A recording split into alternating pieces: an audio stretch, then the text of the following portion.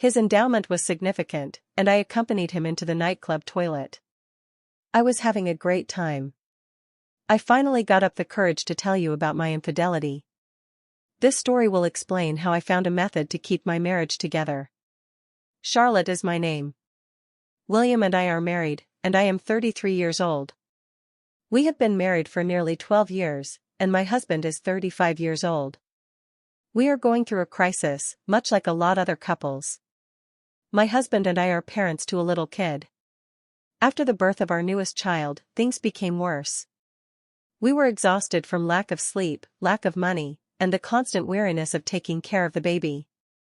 At first, we were deeply in love, and the arrival of our child filled our lives with immense happiness. However, things started to change as time went on. To cover the extra expenses, my husband put in more hours at work. Our relationship, which was previously marked by passion and desire, is now limited to a few intense moments. The fights were endless, and the altercations became more intense. Carlos complained that I was often tired and irritable, and I saw that he wasn't helping him out enough with our kid and the housework. As the annoyance grew, we eventually drifted apart. Our marriage relationship deteriorated as a result of our lack of communication and time apart, necessitating the need to find a remedy. In the end, I decided to buy toys, lingerie, and costumes to strengthen the bond. I convinced William to go with me to a toy shop one day, which was a new and fun experience for both of us.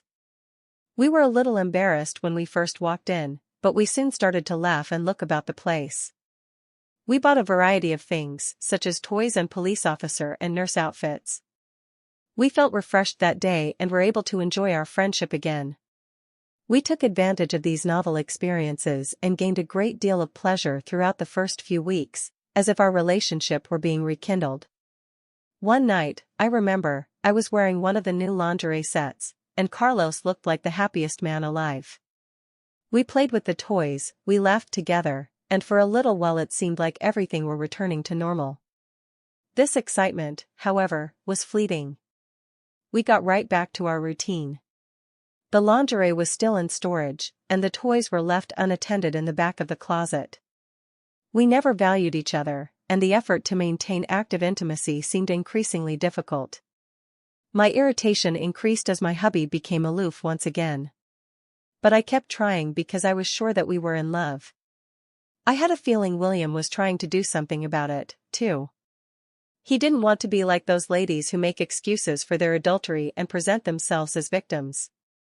I wanted to work with you to find a solution to our problems.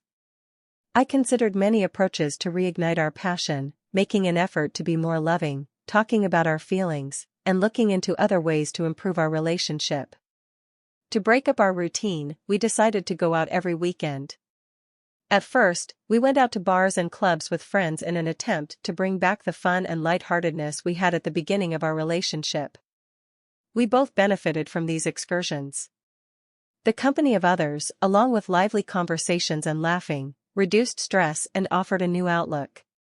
We danced and drank at the bars, temporarily forgetting the problems of daily life. When we first started going to nightclubs, I danced a lot, something I've always loved.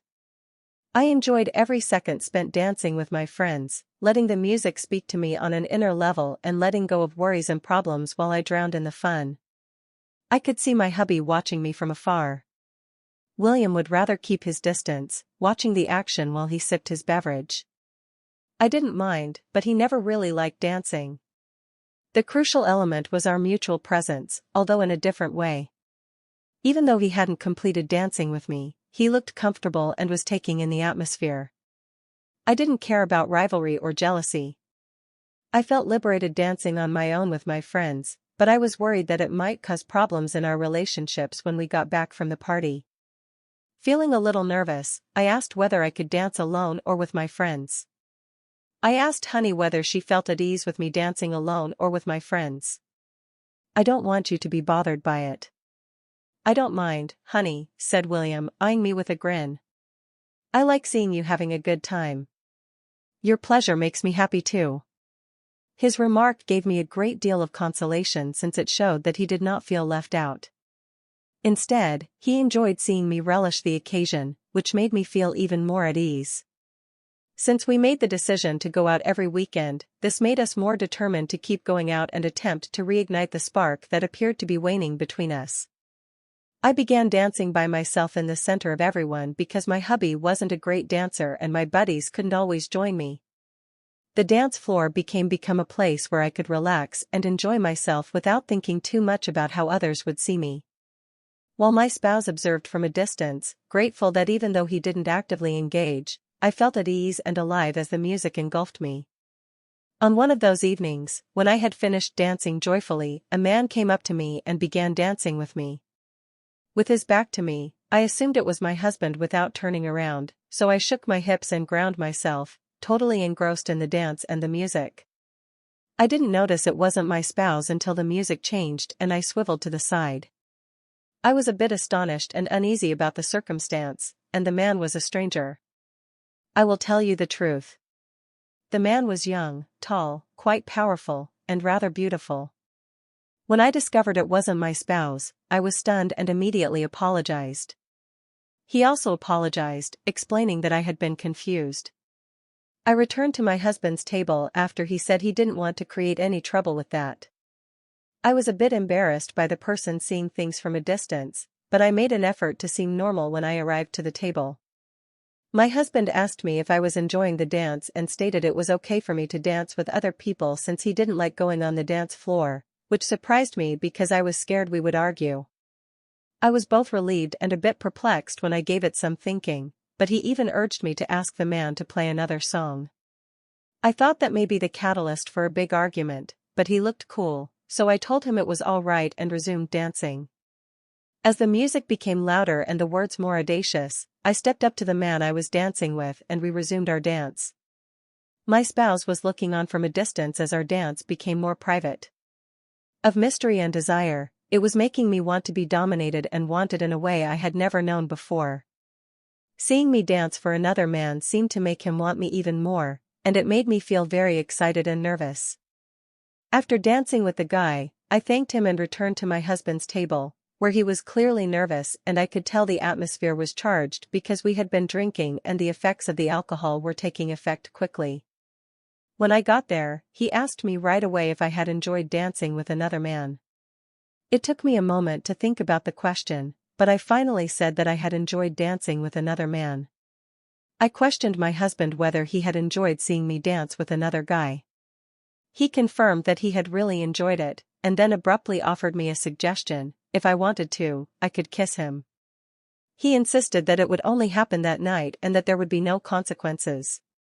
I was intrigued by the possibility that my husband might stay at the table and watch from a distance, and he seemed genuinely interested.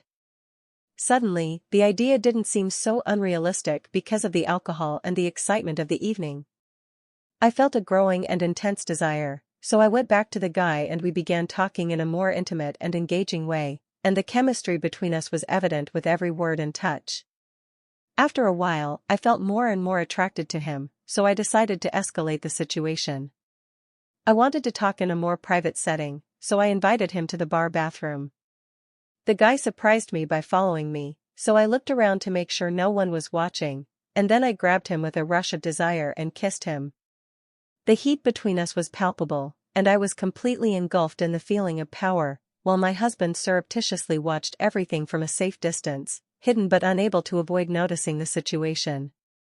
I led the man into the bathroom while my husband stood outside like a spectator. I now understand my husband's motivations and his excitement about the bathroom concept. The atmosphere became even more electrified, and I continued to give in to our impulses without restraint. My husband, who was standing outside, was getting more and more excited by the sounds coming from the bathroom. He could hear my moans and was keenly aware of what was happening inside, which intensified our shared experience. After a few minutes, the guy left the bathroom, and I started to leave too, a little out of breath, but my husband pulled me back into the bathroom before I could get to the door because he was so engrossed in the situation and the action that time. There, in that tiny space, we started making love in a crazy and intense way that we had never experienced before. The combination of desire and atmosphere created an experience that left us breathless. I was so involved and addicted to this new form of pleasure that I gave myself up completely before telling the rest of the story. Remember to subscribe to the channel and leave a like. After that wonder night we went home laughing and full of energy. My husband seemed to be as pleased as I was. On the way he asked me if I'd enjoyed the idea and the experience. I answered honestly, saying that it had been incredible and that I wanted to do it again whenever we could. He smiled with a mix of joy and satisfaction and revealed that he had also found the experience fantastic. In the car we started talking about what had happened, and to my surprise he opened his heart and revealed that he had always had a secret desire to see me with other men but had never had the courage to tell me. He was afraid that I would fight with him and we would end up breaking up. That confession, far from causing any awkwardness, it seemed to seal a new understanding between us, further expanding what we experienced that night. After that revealing night we decided to explore this desire further. We became adept at this new way of living our relationship. Almost every weekend we have fun with other men. And even with couples, these experiences not only rekindled the passion between us but also saved our marriage, bringing a new dynamic and enthusiasm to our life together. This new understanding and freedom gave new meaning to our relationship. I think couples should follow our example. Instead of abandoning the person they love over trivial complaints, they should communicate honestly and work together to find solutions. Establishing mutual understanding and encouraging creativity in the relationship can strengthen and improve the marriage. Maintaining cooperation and respect for one another is essential, as is addressing problems cooperatively and seeking solutions that benefit both sides rather than giving in to betrayal and contempt. If you enjoyed this video, please like and comment on it. Until the next time.